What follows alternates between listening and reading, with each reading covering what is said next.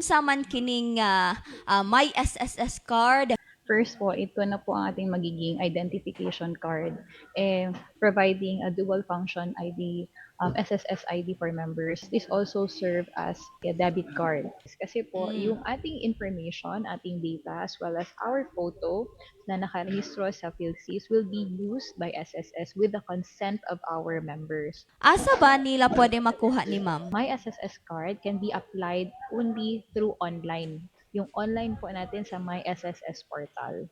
First, dun po tayo sa my.sss portal po natin as a member. Pagkatapos po dyan, dun po tayo sa RCBC Discard Tech app.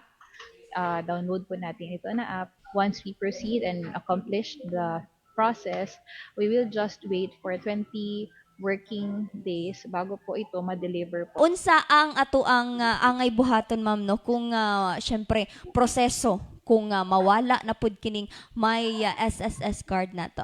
The usual process po, Same. whenever nawawalan po tayo ng official or document or card, magpo-provide po tayo ng affidavit of loss.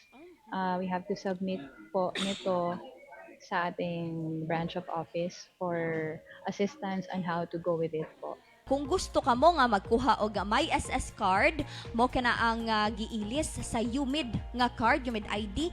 Og kung gusto ka mo nga magproseso ni ini, mamahimo lang nga kamong mobisita sa may SS Facebook page. Og kato adunay 200 pesos nga bayad mga kasama.